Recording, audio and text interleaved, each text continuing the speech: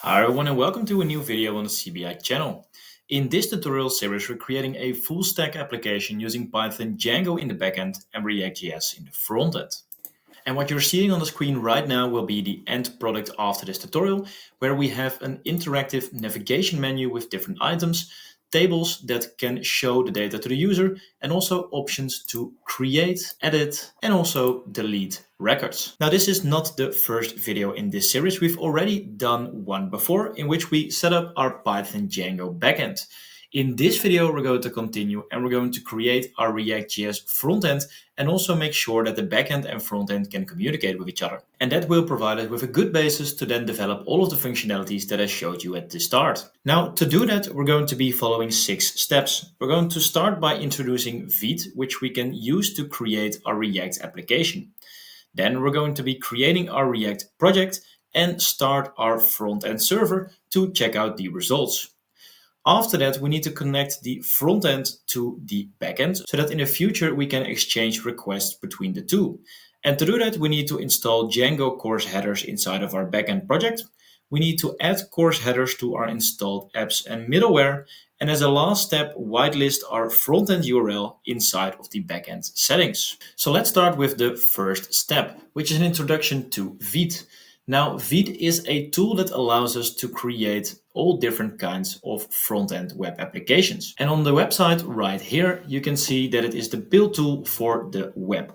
And when we click on Get Started, you can see that Vite is the French word for quick, and that is exactly what this package is about. It wants to create a much faster and leaner development experience for modern projects.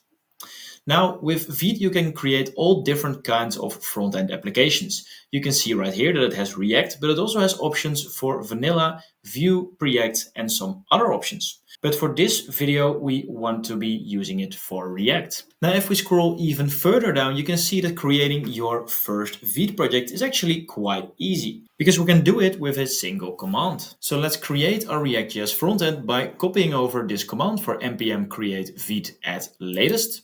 And let's use this command inside of our project. So we're now inside of the project where we left off in the last video, and we're going to be opening a new terminal.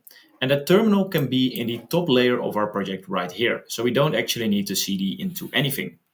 And in there, we can simply paste the command of npm create vite at latest. Now, the first thing that it will prompt you to is to actually install some packages, because of course we cannot use Vite without having it installed on our computer. So it asks us the question, are we okay to proceed? And we can type a Y and press enter to install Vite. The next thing it wants to know is what we want to call our project.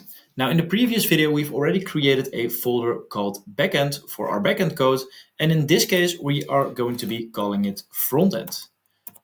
So let's type in frontend and hit enter. Now, what you see right here is the same list that we saw earlier on in the documentation, where we can pick which framework we want to build a frontend for. Now, in our case, that is going to be the option for React. So you can use your arrow keys to navigate there and click on enter. Now, there are a few different flavors for creating your application. Now, the first clear distinction we see here is between TypeScript and JavaScript, and then also a separate option for React Router.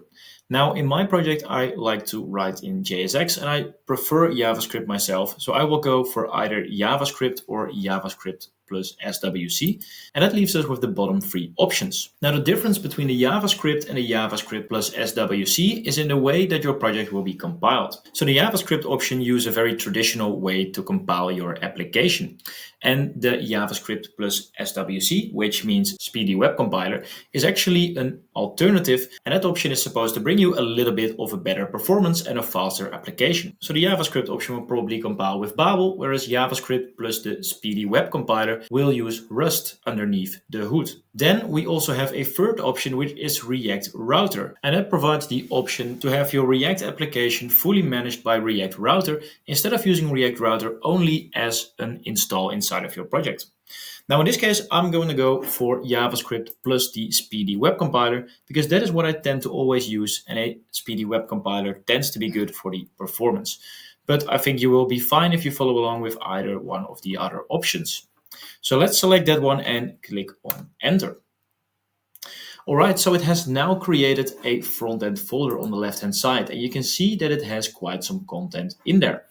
And now it asks us to do 3 different commands. And the first one is cd into frontend.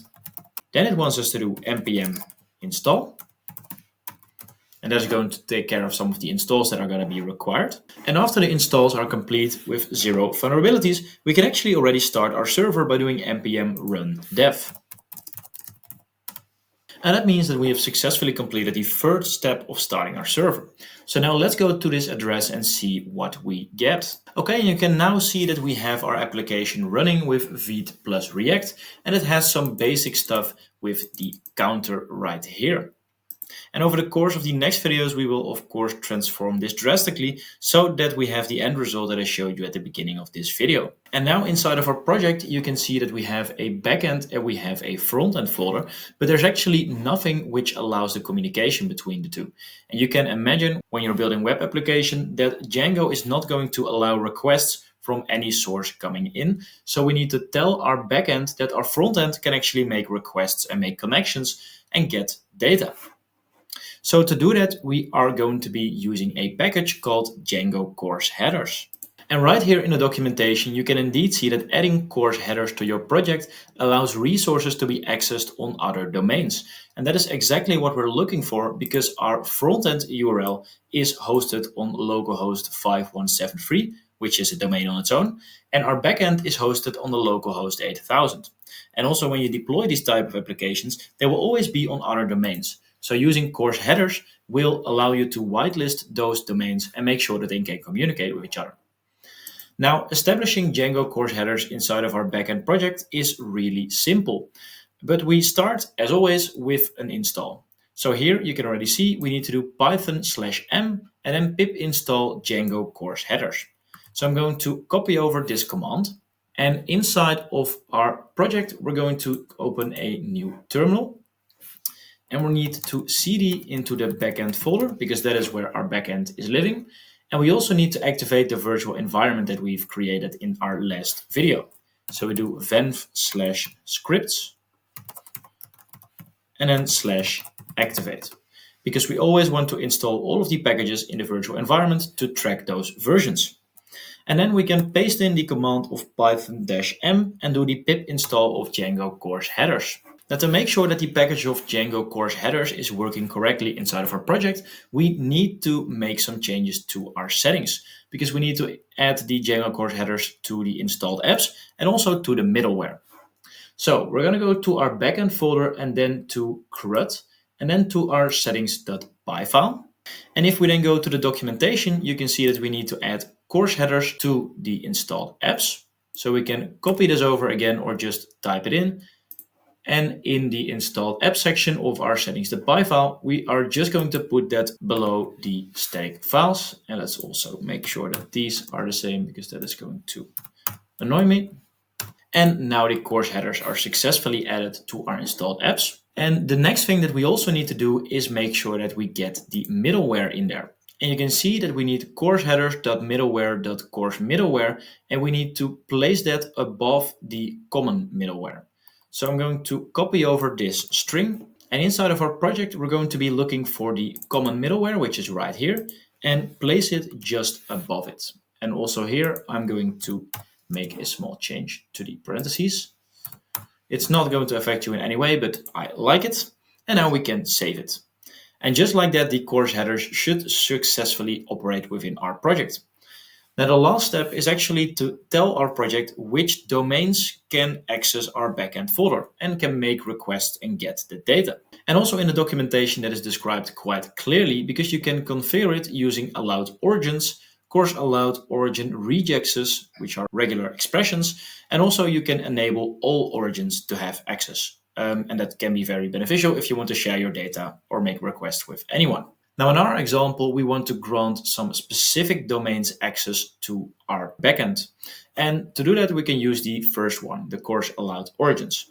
And that's going to look something like this, where we have this variable in our settings, and then a list of all of the domains which can make requests to our project. So I'm going to copy over this example. And then inside of our project, I'm going to, underneath the middleware, just paste it right there. And now we can delete these links right here because we don't really need them. And we need to change those to our frontend URL. Now getting that is actually quite easy. We can go to the running server again and just copy over this address in the top. And then we can place that right here in between some of these parentheses. And make sure that we don't have a trailing slash, because I believe that also in the documentation, it indeed doesn't include a trailing slash. And if we now save it, we have successfully connected our frontend to our backend. And you will see that later on when we create APIs and we make requests from our frontend to our backend, the communication between the two will go correctly. And the only reason that that is the case is because we have whitelisted this URL so that it can make requests. And that is actually all that we are going to be covering in this video. In this video, I showed you how you can create your React.js frontend with the help of Vite. In the next video, we're going to continue and we're going to transform the way that our frontend application looks by adding a few different pages and also by adding routing. And it will allow us to go to different web addresses and see different pages based on the URL. I hope you've enjoyed this video. If you did, please leave a like and subscribe, and I hope to see you in the next one. Bye bye.